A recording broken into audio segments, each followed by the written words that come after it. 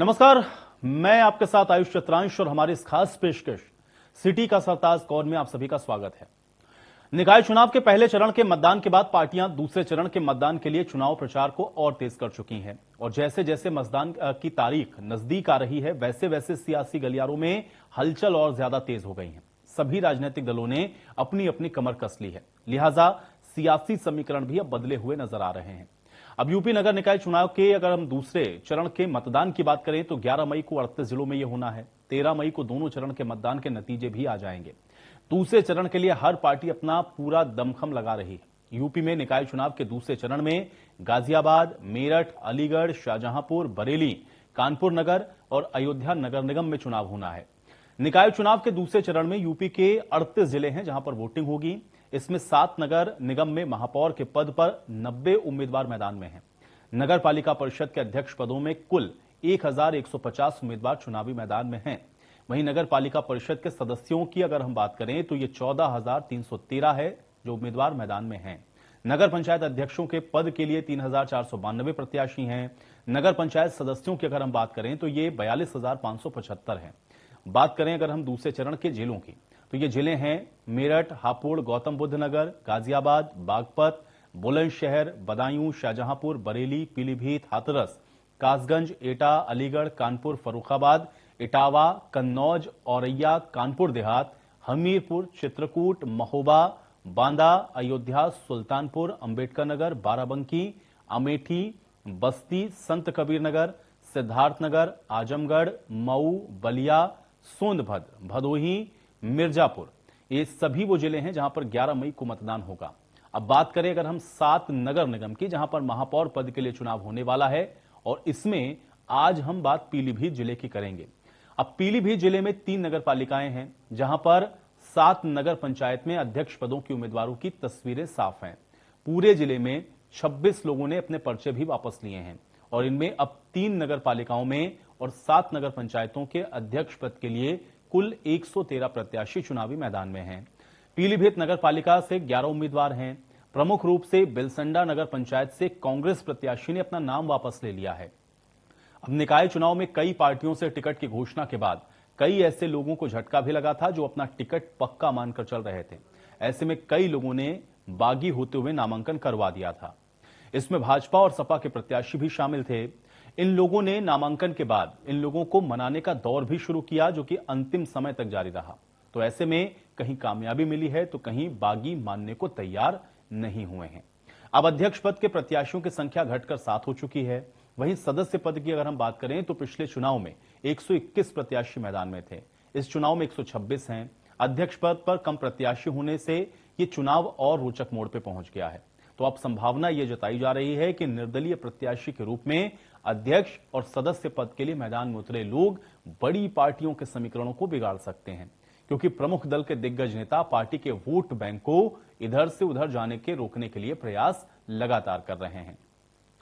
तो निकाय चुनाव का ये जो पूरा समीकरण है और खासतौर से पीलीभीत के अंदर जो प्रत्याशी चुनावी मैदान में है, इसमें सबसे प्रमुख बात यह है कि कांग्रेस के प्रत्याशी ने अपना जो नामांकन है वो वापस ले लिया है और इसलिए अलग अलग जगहों पर आप देख रहे हैं कि इसके जो समीकरण हैं वो अलग अलग तरीके से रिफ्लेक्ट हो रहे हैं और उसका जो असर है वो इस बार के निकाय चुनाव में भी आपको देखने को मिलेगा। तो आज हम पीलीभीत की बात करेंगे और पीलीभीत में किस तरीके से इस बार का ये जो चुनाव है वो रहने वाला है वो आपको बताएंगे। लेकिन एक बार प्रत्याशी आप देख लीजिए जिसमें विमला जायसवाल हैं, भारतीय जनता पार्टी की कैंडिडेट हैं और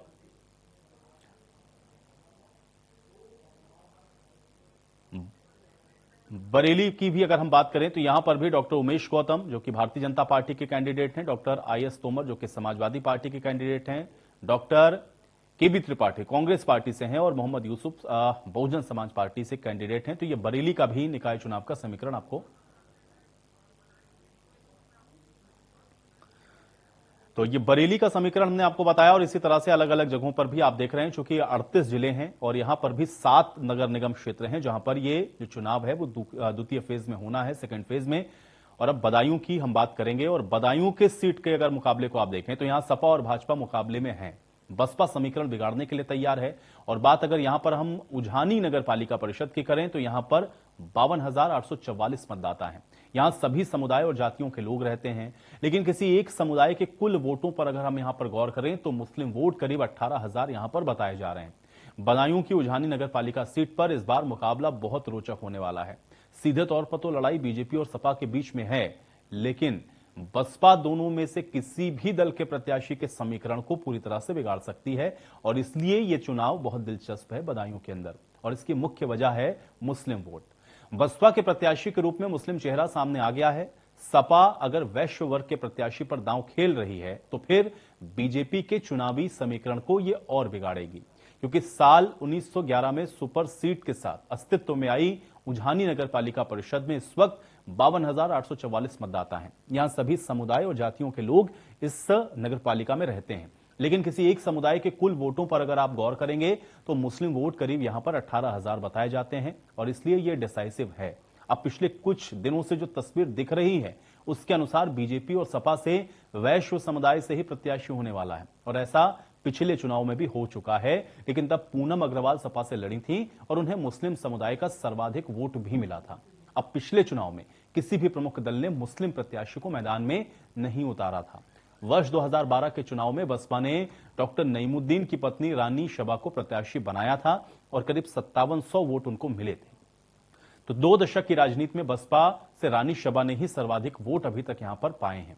अब स्थानीय राजनीति के जानकार वोट के गणित को लेकर के ये कहते हैं कि मुस्लिम और वैश्य वर्ग के वोट में से किसी एक में अगर सेंध लगाने के लिए बसपा अपनी नई रणनीति पर अगर विचार करती है तो फिर यह खेल दूसरों का बिगाड़ेगी और बसपा ने अगर किसी वैश्य को टिकट दिया तो भाजपा को नुकसान होना तय है और मुस्लिम प्रत्याशी उतारा तो सपा का मुस्लिम यादव का समीकरण का जो आधार है यानी कि जो MY फैक्टर है वो कमजोर पड़ेगा।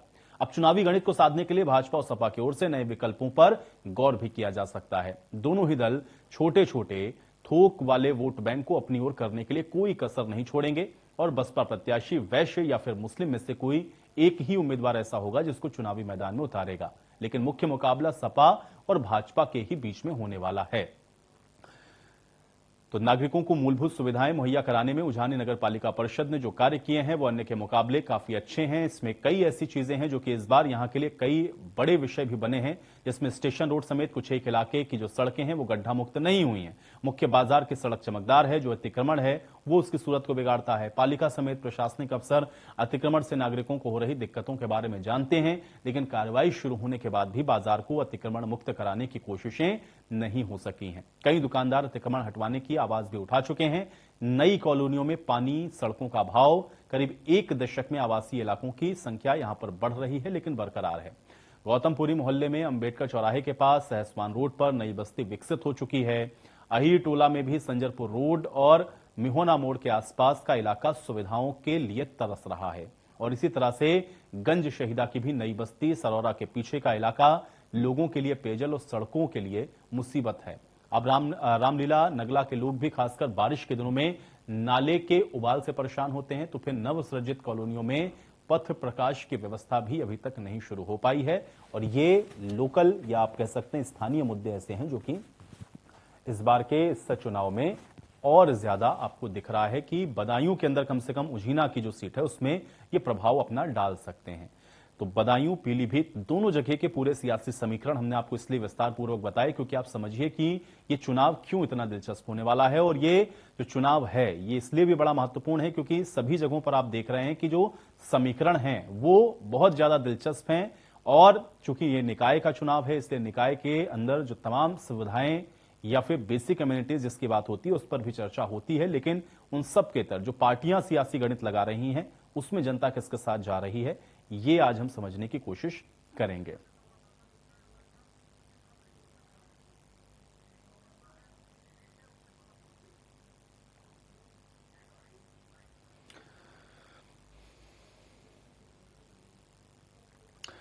तो चलिए अब इन दोनों ही नगर पालिका परिषद और इन दोनों ही जनपदों का एक तरीके से हम ये कह सकते हैं कि इसका विश्लेषण करेंगे और ये जो स्थिति है वो किस तरह से देखी जाए ये विस्तार पूर्वक मैंने आपको पहले भी समीकरणों के माध्यम से बता दिया है।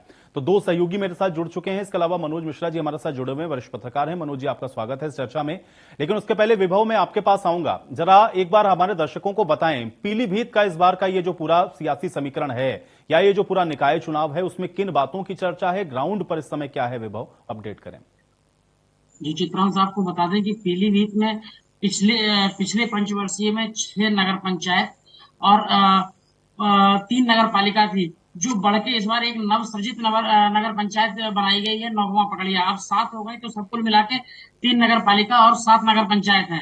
यहाँ पे अगर बात की जाए तो बीजेपी चुनाव जब तक टिकट का बंटवारा नहीं हुआ था, तब तक तो ऐसा दिखाई दे रहा था कि भाजपा ड्राइविंग सीट पर बैठी है और अपने कई प्रत्याशियों को जिता लेगी। लेकिन चुनाव बंटवारा के बाद में भाजपा में विद्रोह फैल गया, और विद्रोह का आलम यह है कि कई भाजपा के बागी जो विनिंग कंडीशन के हम्म। प्रत्याशी, उन्होंने निर्दलीय चुनाव लड़ लिया, जिससे कि साफ जाहिर है कि भाजपा अपने ही प्रत्याशियों में हिरी हुई नजर आई, और वो कहीं ना कहीं बैकफुट पे नजर आई। इसका नतीजा ये हुआ कि उप मुख्यमंत्री ब्रजेश पाठक से लेकर केशव प्रसाद मौर्य और जितिन प्रसाद ने यहाँ डेरा डाला, यहाँ सभाएं की और लोगों से हम्म। अपील तो की, लेकिन भाजपा को कोई खासी बढ़त दिलाने में सफल नहीं दिखाई दे रहे हैं। जो राजनीतिक जानकार हैं, उनसे अगर बात की जाए तो ओवरऑल पूरे जनपद की स्थिति इस तरीके से है कि भाजपा, चाहे बीसलपुर नगर पालिका हो, या पीलीभीत नगर पालिका हो, या पूरनपुर नगर पालिका है, यहाँ तीनों की तीनों जगह पे जो निर्दलीय हैं, उनसे सीधी टक्कर होती दिखाई दे रही है। जो निर्दलीय है वो भाजपा के ही बागी हैं,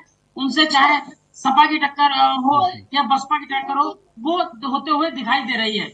जी चित्रांश।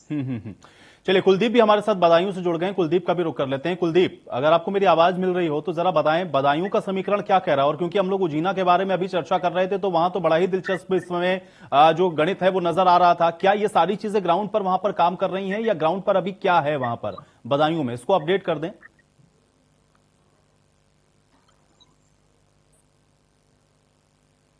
चलिए, कुलदीप तक शायद मेरी आवाज नहीं पहुंच रही, तब तक मैं मनोज जी का रुख कर लेता हूं। मनोज जी, ये सेकंड फेज आप कैसे देख रहे हैं? क्योंकि फर्स्ट फेज में तो हम लोगों ने देखा कि बहुत सारे चुनाव प्रचार हो रहे थे, रैलियां मुख्यमंत्री लगातार कर रहे थे, वो सेकंड फेज में भी चल रही हैं। लेकिन इस बार थोड़ा सा ये दिखा कि अब अखिलेश यादव रोड शो करते हुए नजर आ रहे हैं। ये सेकंड फेज कैसा नजर आ रहा है आपको?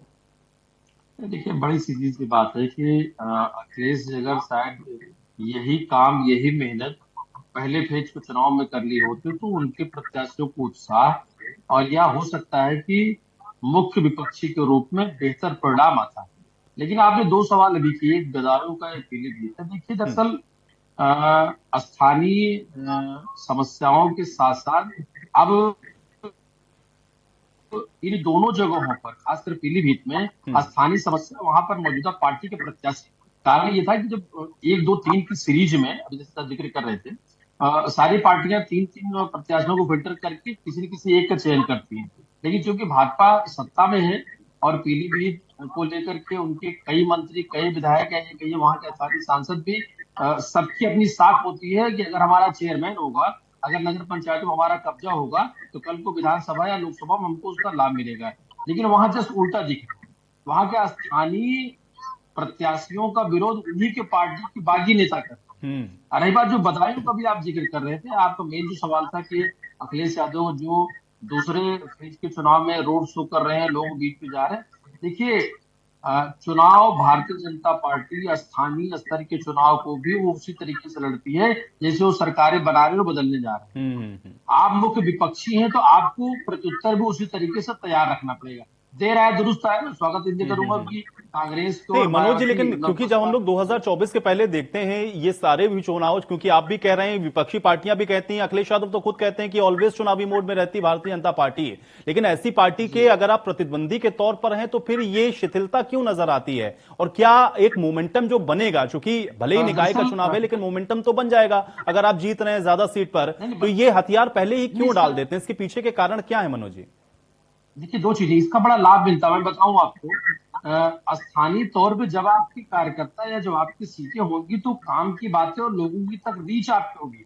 अन्य पार्टियों से, थोड़ा सा समय लूंगा, अन्य पार्टियों से भाजपा इसलिए अलग इतर रहती है कि हार जीत एक अपनी अलग जगह है, लेकिन वो चुनाव को चुनाव तरीके से लड़ती है, पूरे कैडर के साथ में, पूरे संगठन के साथ में। अब आप सोचिए, मैं लखनऊ की मैं बात कर लूं या अन्य बड़े जहां पे पहले फेज में चुनाव हो चुके हैं, मुख्यमंत्री अगर पार्षद प्रत्याशियों के क्षेत्र में जाकर के चुनावी जनसभा करते हैं, अपने आप में बहुत बड़ी बात होती है। हैदराबाद के चुनाव आपने देखा, गृह मंत्री से लेकर प्रधानमंत्री तक रोड शो करते हैं, और इससे अखिलेश जी चूंकि 2022 में सीटें इनकी बढ़ के आए, मुख्य विपक्षी दल हुए, अब उनको नगर पंचायत और नगर क्षेत्र के चुनाव में अगर वो अपने प्रत्याशियों के साथ खड़े दिखे या रणनीतिक रूप से प्रत्याशियों को चयन ठीक करें और उनकी संख्या में अगर जीत दर्ज होगी तो कार्यकर्ताओं को मनोबल बढ़ेगा। कल को होने वाले 2024 के चुनाव में यही लोग तो उधर भी काम आएंगे ना आपको। जी बिल्कुल। कुलदीप, आप सुन पा रहे हैं मुझे? हाँ कुलदीप, एक बार जरा बदायूं में बताएं क्या समीकरण है और किस तरह से है ग्राउंड पर, वहां पे क्या स्थितियां हैं? सर बदायूं में अगर बात करें, बदायूं की बात की जाए तो बदायूं में 7 नगर पालिका एवं 14 नगर पंचायत है, जिसमें बदायूं में सर बीजेपी से दीपमाला गोयल है और कांग्रेस से माधवी साहू है। फातिमा रजा निर्दलीय चल रही है, जो 2 बार सपा से चेयरमैन रह चुकी है। सपा ने अपना कोई भी प्रत्याशी इस बार खड़ा नहीं किया है और बीजेपी की स्थिति अच्छी चल रही है। अगर बात की जाए वहां के स्थानीय लोगों की तो दीपमाला गोयल के कार्यकाल से सभी लोग प्रसन्न हैं। अधिकतर अगर बात की जाए तो जो वोटर है वो बीजेपी को सपोर्ट कर रहे हैं। 8 तारीख को माननीय मुख्यमंत्री जी ने भी सभी चेयरमैन प्रत्याशियों के पक्ष में एक जनसभा को किया था। जी सर। ठीक है। विभव, क्या निर्दलीय या फिर जो बागी जिसका जिक्र अभी विभव आप कर रहे थे, क्या यही वहां पर फाइटिंग पोजीशन में है या भारतीय जनता पार्टी को नुकसान पहुंचा रहे हैं, या और कैंडिडेट भी हैं जिसमें हम लोग सपा को देखें या बसपा को देखें, वो भी कुछ सीटों पर भारतीय जनता पार्टी के लिए मुश्किलें खड़ी कर सकते हैं? विभव, थोड़ा और अपडेट करें इसको।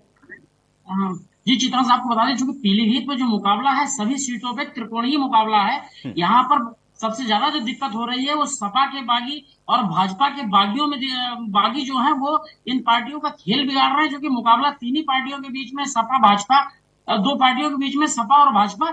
ऐसे में जो बागी हैं या जो निर्दलीय चुनाव लड़ रहे हैं उनको फायदा होते हुए साफ देखा जा सकता है। यहाँ पे ज्यादातर सीटों पे निर्दलीय ही इस तरीके की जो जानकार है वो बता रहे हैं। ठीक है मनोज जी, लेकिन हम लोग अगर ये देखें, खासतौर से निकाय चुनावों को हम लोग देखें तो मुद्दे जो इस बार आपको नजर आ रहे हैं, क्योंकि निकाय चुनाव में तो बड़े बेसिक सी बातें होनी चाहिए, सड़क बिजली पानी की, लेकिन यहां तो कानून व्यवस्था की भी बात होती है, यूपी नंबर 1 भी बन गया है, प्रधानमंत्री की भी बातें होती हैं। ये जो मुद्दे इस समय यहां पर हम लोग को दिख रहे हैं निकाय चुनाव के अंदर, इसको आप किस नजरिए से देखते हैं और क्या इसलिए बीजेपी ये मान के चल रही है कि यही रिफ्लेक्शन है 2024 का, ये निकाय चुनाव? देखिए, कोविड काल की उपलब्धियों से लेकर 82 करोड़ लोगों को राशन देने से लेकर के टॉप टू बॉटम देश के सारे वो मुद्दे लोगों के जबान पे भारतीय जनता पार्टी या राष्ट्र हित में या राष्ट्र सम्मान को लेकर के भी नगर निकाय चुनाव तो गई। मुझे लगता है कि हमारे मित्र, हम लोग इस बात को देख भी रहे, समझ भी रहे। उनके वो स्थानीय तौर पर बात ही नहीं कर रहे हैं, वो स्थानीय तौर पर बिजली, पानी, सड़क, आपकी नाली, आपके नाले या जो नगर निगम या नगर पंचायत क्षेत्र का कार्य होता है, स्कूलों से लेकर बाकी चीजों पर मुझे कहीं नहीं दिखा, मंचों से भी नहीं दिखा है, या कोई ऐसा एजेंडा या कोई ऐसा घोषणा पत्र में भी कोई ऐसी बात, चूंकि ये स्थानीय स्तर का चुनाव है। लेकिन अब चूंकि ट्रिपल इंजन की बात जब हो जाती है नगर निकाय चुनाव को लेकर, साहब प्रदेश में हमारी सरकार है, देश में हमारी सरकार है, अगर नगर पालिका भी हमारी होगी तो आप सीधे दिल्ली और लखनऊ से जुड़ जाएंगे, तो वहां मुद्दे फिर बड़े हो जाते हैं। अब जब मुद्दे बड़े हो जाते हैं तो जो छोटी छोटी स्थानीय तौर की, देखिए बदायूं की, लखीमपुर की, पीलीभीत की, इनकी अपनी स्थानीय समस्याएं बहुत ज्यादा है। ये विकास के रूप में चाहे वो ट्रांसपोर्टेशन की बात कर ले या स्थानीय तौर पर शिक्षा और स्वास्थ्य की बात कर ले, इन सब चीजों का ही कार्य या इन सब का इनका बजट आवंटन होता है। लेकिन ना तो वहां के प्रत्याशी, ना वहां की जनता, ना वहां के बड़े नेता जो स्थानीय स्तर पर मंत्री या विधायक सांसद जो बात कर रहे हैं, वो सीधे योगी और मोदी की और उनकी योजनाओं की बात कर रहे हैं। नगर निकाय चुनाव में अभी तक मुझे नगर स्थानीय तौर पे, पार्षद के तौर पे कहीं कोई मुद्दा, कहीं कोई सवाल वैसा नहीं दिखा है। अब बाकी अगर कुछ नहीं हो तो इसलिए मैंने ये सवाल ही पूछा, मुझे लगा शायद हो सकता है मेरी नजरों से छूट गया हो, आपने सुना हो कहीं, इसलिए मैं थोड़ा सा इसको एक बार क्रॉस चेक कर रहा था। एक चीज मनोज जी मैं और जानना चाह रहा हूं, क्योंकि जब हम लोग निकाय चुनाव का हम लोग देखते हैं और पुराना डाटा भी अगर आप निकाल के देख लें, आप भले ही सत्ता के अंदर भारतीय जनता पार्टी ना रही हो, लेकिन निकायों के ऊपर कब्जा रहा है, बहुत ज्यादा निकायों पर भारतीय जनता पार्टी बहुत लंबे समय से काबिज है। ये जो एज रहा है भारतीय जनता पार्टी को, और अब तो सरकार है आपके, केंद्र में भी है, प्रदेश में भी दोबारा आप रिपीट कर गए हैं, क्या ये और ज्यादा अभी भारतीय जनता पार्टी की सीटों को बढ़ाएगा या मुश्किलें आपको दिख रही हैं सत्ताधारी पार्टी? देखिए, दो चीजें, आपका सवाल बिल्कुल बहुत वाजिब है। जब प्रदेश में अन्य पार्टियों की सरकार होती थी तब भी भारतीय जनता पार्टी का शहरी क्षेत्र के नगर निकाय और नगर पालिका परिषद पे कब्जा हुआ करता था। कभी 12 में 9, कभी 16 में 12, कभी 17, तो हमेशा उन भले विपक्ष में रहे, लेकिन परिस्थितियां बदली। बड़ा एक सवाल हो सकता है, जिस दिन काउंटी को हम आप चैनल के साथ रहे, कम वोटिंग परसेंटेज जो 31 और 37 और 34 इस तरीके के परसेंटेज हैं, ये नगर निगम क्षेत्र में तो हो सकता है कि भारतीय जनता पार्टी की वो परंपरागत सीटें रिपीट हो, लेकिन पार्षदों पे मुझे पता नहीं, कि मेरा अपना व्यक्तिगत अनुमान ये है कि पार्षद और चेयरमैन पदों पर बड़ा उलटफेर भी हो सकता है। कारण ये कि 31% में कोई ऐसा मीटर नहीं है, न सरकार के पास, न विपक्ष पर, न हमारे आपके पास में, हम आप तय कर लें कि 1000-2000 वोटों में क्या हो सकता है। जी बिल्कुल, ये कम वोटिंग परसेंटेज तो जाहिर बात है, इसको समझना पड़ेगा। लेकिन विभव, एक चीज और बताएं, निर्दलियों के अलावा भी कोई सीट ऐसी है जो बड़ा दिलचस्प आपको नजर आ रही है पीलीभीत के अंदर, और जहां आपको लग रहा है कि मुकाबला सबसे ज्यादा दिलचस्प है पीलीभीत में? जी जनाब, आपको बता दें कि चूंकि पीलीभीत जो है काफी पिछड़े जिलों में से एक है, यहाँ पर विकास के नाम पे तो जितना काम किया गया वो हालांकि शून्य नजर आता है। यहाँ पे केवल योगी मोदी के नाम पे चुनाव लड़ा जा रहा है। हालांकि कांग्रेस से बीसलपुर की सीट, जो राज्य मंत्री संजय सिंह गंगवार की प्रतिष्ठा की सीट है, ये दो तरीके की प्रतिष्ठा की सीट है। एक तरफ बीसलपुर में जो चुनाव लड़ रही है शशि जायसवाल, उनके पति के ऊपर 11 मुकदमे पंजीकृत हैं, जो वहां के पूर्व भाजपा विधायक राम शरण वर्मा ने और पीलीभीत के 2 अन्य विधायकों ने विरोध किया था। मुख्यमंत्री जी की शिकायत की थी, जांच भी कराई थी। लगातार वो विरोध कर रहे थे कि इस व्यक्ति को टिकट ना दिया जाए, अपराधी प्रवृत्ति का है। लेकिन राज्य मंत्री संजय सिंह गंगवार ने ये टिकट, चूंकि माना जाता है संजय सिंह गंगवार की वजह से टिकट मिला, इसीलिए संजय सिंह गंगवार ने उसको प्रतिष्ठा की सीट बना लिया और दिन में 2-2, 3-3 सभाएं करके वहां पर उसको जिताने की लगातार अपील कर रहे हैं। यही पीलीभीत के लिए काफी रोचक तो सीट है। विभव, क्या ये सिर्फ राजनीति वहां पर है, या वहां पे सड़क, बिजली, पानी या इस तरह की कोई बातें या इस तरह की कोई चर्चा हो भी रही है, या जनता कम से कम इस बारे में सोच रही है कि भाई उसकी गली नहीं बनी है, या उसको सीवर की समस्या है, या वहां पे और बेसिक एमिनिटीज नहीं, क्या इसकी चर्चा है ग्राउंड के ऊपर, या सिर्फ यही मुद्दे चल रहे हैं? चूंकि पीलीभीत जिले में आज तक की सीवेज पाइपलाइन नहीं पड़ी है आज तक, उसके बाद भी जनता जो है केवल मोदी, योगी और अखिलेश के नाम पे चुनाव लड़ रही। विकास का यहाँ कोई मुद्दा नहीं, ना विकास के बारे में जनता प्रत्याशियों से कह रही है और ना पूछ रही। हालांकि प्रत्याशी जरूर कह रहे हैं कि हम बनेंगे, उसके बाद में विकास कराएंगे, इसको बदल देंगे, कमल की फूल की तरह कर देंगे, साइकिल इस पे सरपट दौड़ेगी। लेकिन जो जनता है वो प्रत्याशियों से विकास की, ये बड़ी दिलचस्प बात आपने बताई कि जो वादे कर रहे हैं वो भी देखिए कैसे पॉलिटिकल पार्टी के जो सिंबल हैं वैसे ही वादे भी हो रहे हैं। आप कुलदीप जरा बताएं, क्या बदायूं के अंदर चर्चा है कि हमको सड़क, बिजली, पानी या जो समस्या है, या वहां पर भी यही मोदी के नाम पर, योगी के नाम पर, या अखिलेश यादव अपने नाम पर, या एक दूसरे के ऊपर आरोप प्रत्यारोप के बीच में वोट मांगते हुए नजर आ रहे हैं? क्या बेसिक कम्युनिटीज की वहां पे चर्चा हो रही है, जो मूलभूत सुविधाएं हैं उनकी बात हो रही है वहां पर? जी, अगर ऐसी बात करें तो मूलभूत सुविधाओं की भी बात हो रही है, लेकिन यहाँ की अगर स्थानीय स्थिति की बात करें तो मोदी योगी के ऊपर ही पूरा इलेक्शन है, जो मोदी के ऊपर है। अगर बिजली, पानी और विकास की बात करें तो जनता यहाँ पर जो मौजूदा पूर्व चेयरमैन रही दीपमाला गोयल जी, उनसे स्थानीय जनता खुश नहीं नजर आती है। लेकिन अगर माननीय मुख्यमंत्री जी ने 8 तारीख को जो रैली की है, अगर उसका रुझान देखा जाए तो वहाँ की जनता का जो रुझान है वो बीजेपी के पक्ष में जाता है। लेकिन अगर कार्यकुशलता की बात की जाए तो बदायूं की जनता दीपमाला गोयल जी से खुश नहीं है, उनके कार्यशैली से, क्योंकि विकास, बिजली, पानी जो सुचारू रूप से जनता को देना चाहिए वो नहीं दे पाई। जो जनता ने अपेक्षाएं की थी उसको खरी नहीं उतर पाए। चलिए, बहुत शुक्रिया कुलदीप आपका हमारे साथ जुड़ने के लिए। विभव आपका भी शुक्रिया, और मनोज जी आपका भी बहुत शुक्रिया इस तमाम एक्सपर्ट कमेंट के लिए। तो हालांकि अब सिटी का सरताज कौन बनेगा इसके लिए इंतजार करिए जिस दिन मतगणना होगी, लेकिन हाँ, चर्चा जिन मुद्दों की हो रही है वो चर्चाएं हम आप तक जरूर पहुंचा रहे हैं। इस खास पेशकश में फिलहाल मेरे साथ इतना ही।